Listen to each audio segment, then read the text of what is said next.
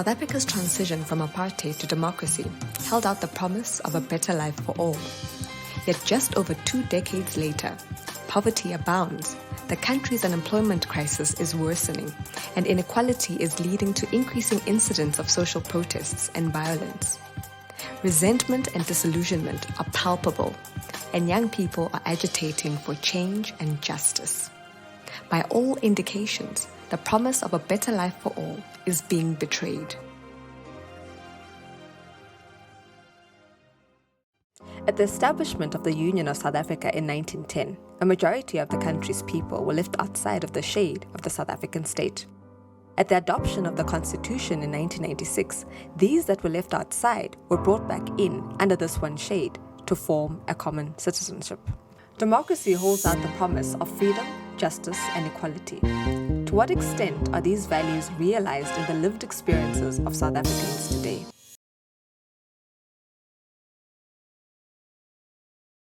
The new South Africa was established through a negotiated settlement. Following the first general elections in 1994, when Nelson Mandela became the first democratically elected president of the country, the Truth and Reconciliation Commission was established. This was the first step in finding healing from the oppression and segregation of the country's colonial and apartheid past. I visited Professor Tshepo Madlingozi. As an expert on transitional justice, he has been outspoken on the shortcomings of South Africa's transitional justice process. He reflected on the inadequacies of the Truth and Reconciliation Commission and the Constitution. I asked him about the limitations of the TRC and why it failed to address the power relations and racialized socioeconomic structures of colonialism and apartheid in South Africa. There's a conflict in any nation or in any country. What do you do after the conflict? Do you go transitional justice route? Do you go the route of redistribution of wealth, of political power, of cultural power, of epistemic power? Or do you just focus on transitional justice? In everywhere where transitional justice has been implemented, the goal is not to achieve historical justice. The goals are always threefold. One, to stabilize the state so that there's no fighting. This has happened, let's talk. So it really is to force people to not to fight again. So what we call liberal peace, very, very narrow form of peace. Number two, transitional justice is always a Western paradigm. In our culture, if something happens to you, you're not the only person who's been harmed. The whole community has been harmed. Transitional just because it's Eurocentric, Westernized, very narrow, doesn't account for that. It re-victimizes you. People whose worldview is a communal worldview. It takes you away and re-individualizes you again, right? So it really commits what we call epistemic violence on individuals, right? For us, the harm involves the whole community. And the community, how do you understand community in African culture? Is the living dead, the yet to be born. TRC being very narrow doesn't look at those issues at all, okay? So that's the problem with transitional justice. It's very narrow Western model that is there to stabilize the state and to achieve innate reconciliation. You should see where it comes from, this field of transitional justice. It takes place at the moment when the wall fell, the Berlin Wall fell, and liberalism wins over. And people say Marxism is dead, socialism is dead.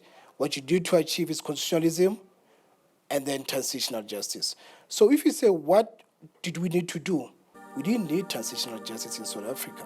If we are serious about ensuring that the harm doesn't happen again, conflict doesn't happen again, with a focus on issues of land, issues of wealth, issues of epistemic cultural justice, we did not do that. And because of that, as we all know, there's a possibility that conflict will happen again. Because the material conditions, the cultural conditions are still the same, okay? So the TRC really was not meant to achieve that at all, right?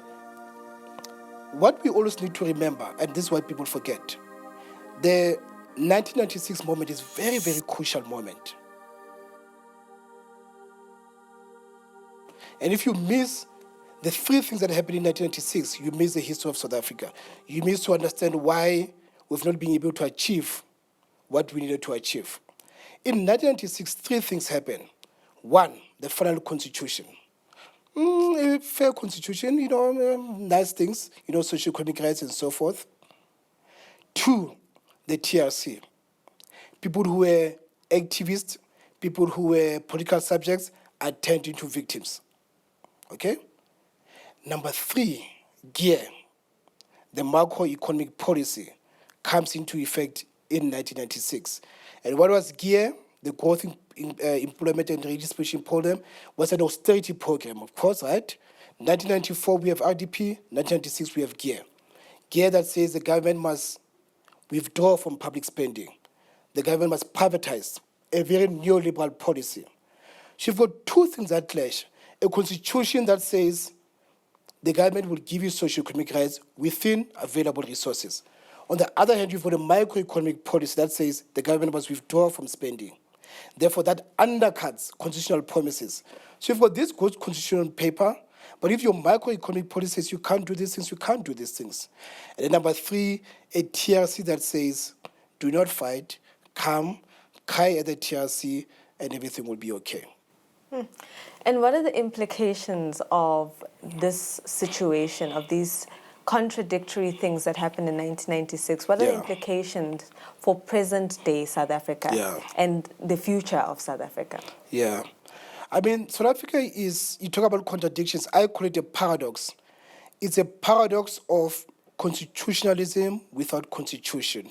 So constitutionalism in the sense that you've got a constitution that holds the government to account, gives people's rights and so forth, right? So a classic constitutional document, constitutionalism. But it's not a document that constitutes a society, a nation, right? And here constitution, I mean, I'm going back to the original meaning of constitution, which is Latin term for constere, to be together. This constitution doesn't give us tools to build a nation. It doesn't constitute a rainbow nation, for example. It doesn't do that. So the implication is that you've got a good constitution, but you've not been able to constitute a nation. The second implication, therefore, is that you still have a segregated society. The third implication is that we have a crisis of legitimacy now, a very big political crisis of legitimacy, in a sense that people are starting to turn away from the constitution. People are starting to say, what is the point of this constitution? Who is it for? Is it to guarantee property rights of those with property? Even when we want to march using the constitution, we are shot at. Even when we are marching for the right to water, we don't get water. So what is this constitution about? And really the students from 2015, 2016 really put this issue on paper. Is the constitution a colonial document? What they are really asking is the following implication. Is the constitution perpetuating a neo-colonial society? South Africa has come a long way since 1994, but there are many continuities with the country's apartheid past. High unemployment and poverty and deep inequality continue to strangle the potential of millions of South Africans, and particularly Black Africans. In 2018, the World Bank reported that despite efforts to address poverty and inequality with a wide range of initiatives, including the use of fiscal policy to support redistributive measures, by any measure, South Africa is one of the most unequal countries in the world, and that inequality has increased since the end of apartheid in 1994.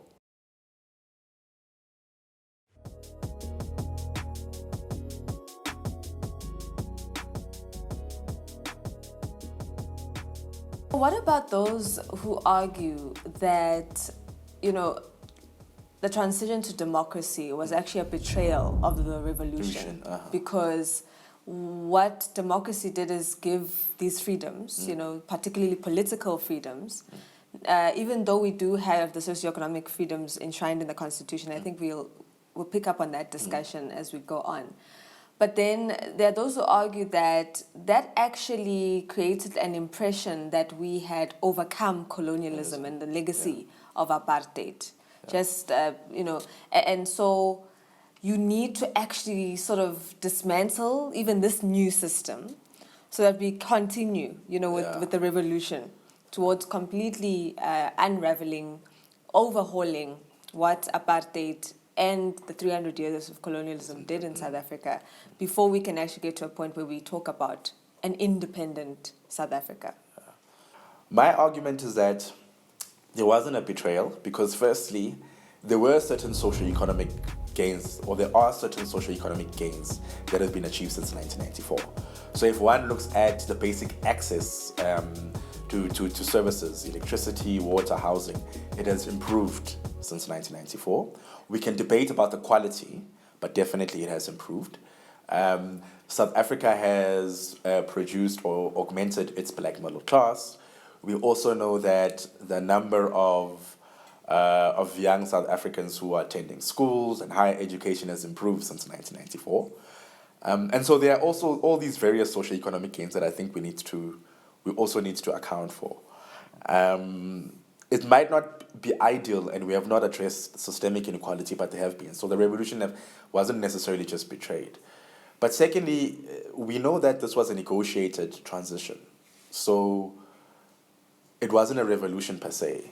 And also, we need to problematize this notion of this monolithic revolution, because my sense is that there were different understandings of social transformation and the revolution in South Africa. Even within the ANC and what is popularly referred to as the mass democratic movement. So we can't apply a blanket approach to say, oh no, the revolution was betrayed. And of course, one cannot undo the history and the political and socio-economic legacies of both colonialism and apartheid in only 25 years. In fact, even if you look at Western countries, it took a very long time for them to address their peculiar inequalities. So I think also it's a bit harsh for people to come to that conclusion only after 25 years. This doesn't mean that we should not raise any criticisms against our political leaders, but I think that we should also acknowledge that historical context. We have a constitution in South Africa that actually embodies both political rights as well as socioeconomic rights. Yeah. Where's the point being missed? Because it's embedded in the system, this idea that you've got to sustain political rights and civil liberties by underpinning them with these social liberties of access. You know? And with that already happening in 1994, where are we missing the point in this country in terms of sustaining democracy by delivering on those promises? If the Constitution guarantees those things, shouldn't it be that these things are already reflected in people's lived realities? Yeah. I mean, so constitutionalism in any country has never been the panacea or the ultimate remedy for undoing unjust socio-economic power relations. It's an important aspect of it, but it needs to be complemented by effective policy mechanisms that can change the power relations in the political economy. And it's that simple. So you can have those rights enshrined in the Constitution, so basically the right to education, the rights to health, but you gotta have policies that support redistribution to realize those rights. And what normally happens is that people always speak about those rights, but the challenge is always about translating them into transforming power relations in these different areas of socio-economic development to realize them. And I think that's where you need policy, but also you need policy and willingness from both the state and also business and labor to realize those rights, okay? And so it's also a question of power. And this is where I differ a bit with the liberal tradition, which believes that the legal requirements are are sufficient, and that we must just focus on those and then everything will unfold afterwards. We do need political will, and we do need to transform power relations in these different areas of socio-economic development or human development for us to realize those constitutional provisions. And that's why you see the debates on the right to healthcare, on education and what type of education, on income inequality, because those debates are about power, and they're about policy and how do you get policies to realize that, and that's the real issue. Yeah. So, I guess the question that is important to ask is, why is democracy then important in the context of poor people who don't feel that their lives have changed since the transition from apartheid to democracy? And also in the light of arguments being made about the Asian tigers, and particularly recently Singapore. Cool. Helen Zille has been talking about Singapore, and we know that Singapore developed under an authoritarian government, and an argument by the leader then Lee, who said we don't need these, this issue of human rights and freedom should not be imposed on all society. We must accept the diversity of different societies. It's a Western thing. It's a Western norm. So in our context, in the context of South Africa, why do we need this democracy? Is it not time to throw out the constitution? Is it not time to rethink and maybe say, let's have a benevolent dictator, to take us through and guide us through this turbulent time and transform our society? Before we get to the whole notion of democracy, we have to understand that any form of governance or regime system sustains itself on both political and socio-economic dimensions. So when people test it, they don't test it only on its political sustainability, but also its socio-economic functionality and its efficiency. So what has happened over the past 30 years or so globally is that there's been an emphasis on only the political aspects of democracy. So your basic civil liberties, the right to vote, media freedom, judicial independence, and so forth. And within that context, then, the socio-economic dimensions, which are important, as I said, into any system of governance, have been largely overlooked. And so it makes sense why then people would question democracy if they've experienced certain freedoms, and these haven't translated into their socio-economic lived experiences.